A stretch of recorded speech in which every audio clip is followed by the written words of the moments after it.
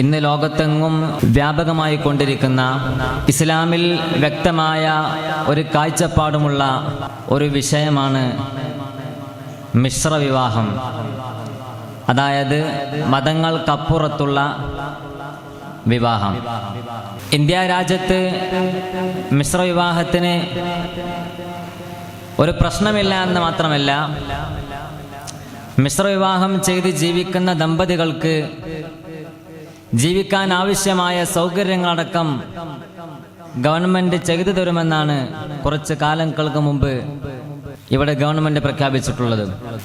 പക്ഷേ മതം അത് അംഗീകരിക്കുന്നില്ല. അള്ളാഹുവിന്റെ മതമായ ഇസ്ലാം അംഗീകരിച്ച് ജീവിക്കുന്ന ഒരു വ്യക്തിക്ക് ഇസ്ലാമിൽ പറഞ്ഞ മുഴുവൻ വിധിവിലക്കുകളെയും അംഗീകരിച്ച് ജീവിക്കൽ നിർബന്ധമായി വരും. ഇസ്ലാമിൽ വിവാഹമെന്ന് പറയുന്നത് വലിയൊരു മഹത്തരമായ വിഷയമായിട്ടാണ് ഇസ്ലാം കണക്കാക്കുന്നത്. അതുകൊണ്ട് തന്നെയാണ് ഫിഖ്ഹിനെ 4 ഭാഗമായി വിഭജിച്ചപ്പോൾ ഫുഖഹാ അതിൽ ഒരു ഭാഗം തന്നെ മുനാക്കഹത്തിന് വേണ്ടി മാറ്റിവെച്ചതായി നമുക്ക് കാണാൻ സാധിക്കും.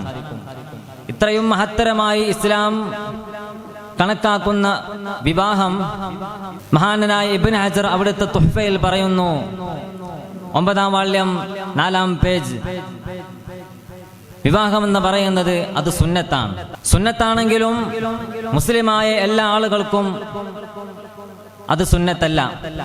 മറിച്ച് വിവാഹത്തിലൂടെ തന്റെ രതിസുഖം ആസ്വദിക്കാൻ സാധിക്കുന്നവർക്കും സ്ത്രീക്ക് ആവശ്യമായ മഹർ പോലത്തെ ചിലവ് നൽകാൻ സാധിക്കുന്നവർക്ക് മാത്രമേ വിവാഹം എന്നത് സുന്നത്തുള്ളൂ. എന്നാൽ സുന്നത്തുള്ള എല്ലാവർക്കും അവൻ വിചാരിച്ച, അവൻ കരുതിയ ഏതൊരു സ്ത്രീയെയും വിവാഹം ചെയ്യൽ അനുവദനീയമല്ല. ഇവിടെയും ശറഅ് പല കാര്യങ്ങളും പറഞ്ഞു വെച്ചിട്ടുണ്ട്. ശാഫിഈ മദ്ഹബിൽ പകരം വെക്കാനില്ലാത്ത ഒരു ഗ്രന്ഥമാണ് തുഹ്ഫത്തുൽ മുഹ്താജ്. 9-ാം വാള്യം 259 രേഖപ്പെടുത്തുന്നു, വയഹ്റുമു അലാ മുസ്ലിമിൻ നിക്കാഹുൻ ലാ കിതാബ ലഹാ കവസനിയത്തിൻ വൽ മജൂസിയ. അഹ്ലു കിതാബിൽ പെടാത്ത ഒരു കാഫിറിനെയാണ് വിവാഹം ചെയ്യുന്നതെങ്കിൽ അത് പാതകമാണ്, അത് ഹറാമാണ് എന്നാണ് മഹാനായ ഇബ്നു ഹജർ റഹിമഹുല്ലാഹ് തുഹ്ഫയിൽ വ്യക്തമാക്കിയിട്ടുള്ളത്. ഇവിടെ നാം ഒരു കാര്യം മനസ്സിലാക്കണം. അമുസ്ലിമായ വ്യക്തികളെ വിവാഹം ചെയ്യൽ അനുവദനീയമല്ല എന്ന് പറയുമ്പോൾ, വിവാഹം ചെയ്യൽ അനുവദനീയമല്ലാത്ത അമുസ്ലിമീങ്ങൾ 2 വിഭാഗത്തിലുണ്ട്. ഒന്ന് അഹ്ലു കിതാബ്, 2 അഹ്ലു കിതാബ് അല്ലാത്ത ആളുകൾ. അഹ്ലു കിതാബ് ആരാണ് എന്ന് തുഹ്ഫ തന്നെ വിശദീകരിക്കുന്നത് കാണാം. അൽ കിതാബിയത്തു യഹൂദിയത്തു വൻ നസ്റാനിയ.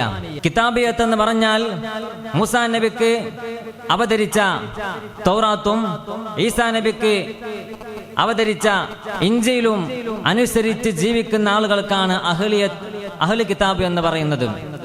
അഹ്ലു കിതാബിനെ മുസ്ലിമായ ഒരു വ്യക്തിക്ക് വിവാഹം ചെയ്യുന്നതിന് പ്രശ്നമില്ല.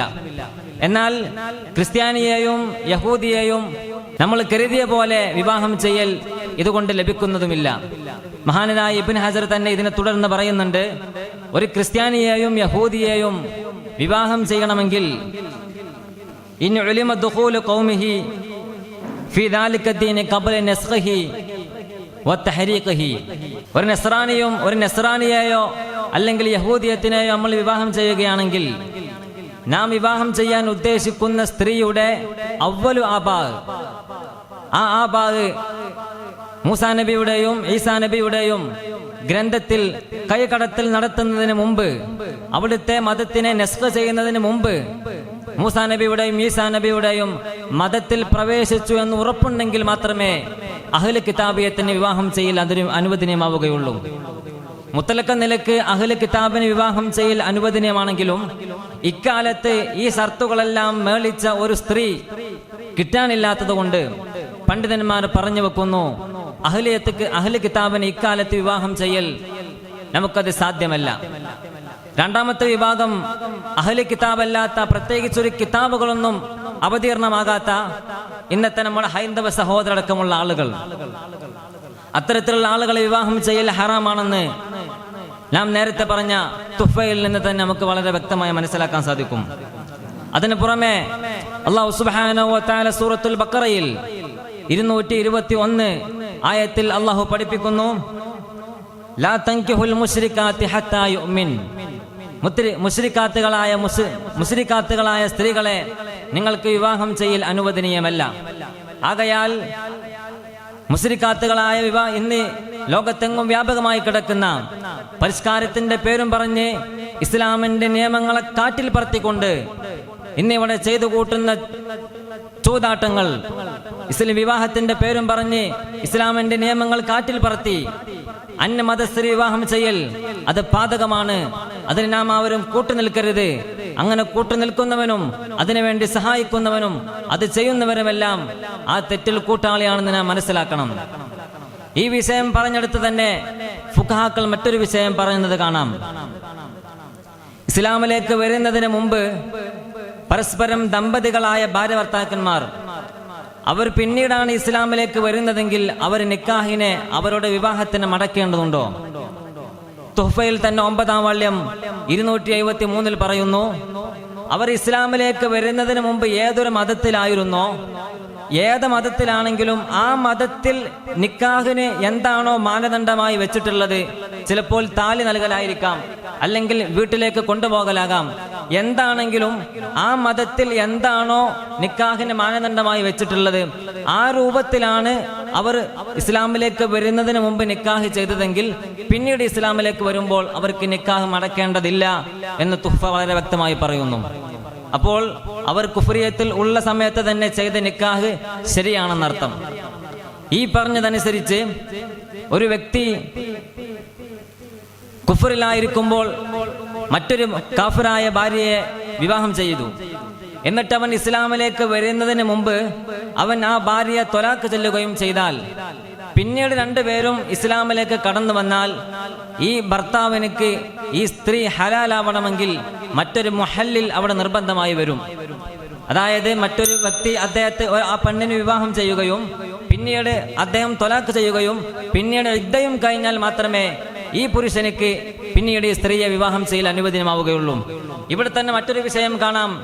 കാഫിറായിരിക്കുന്ന സമയത്ത് അവരെന്ത് മഹറായിരുന്നോ പറഞ്ഞത്, ഇസ്ലാമിലേക്ക് വന്നതിന് ശേഷവും ആ മഹർ കൊടുക്കൽ നിർബന്ധമാകും.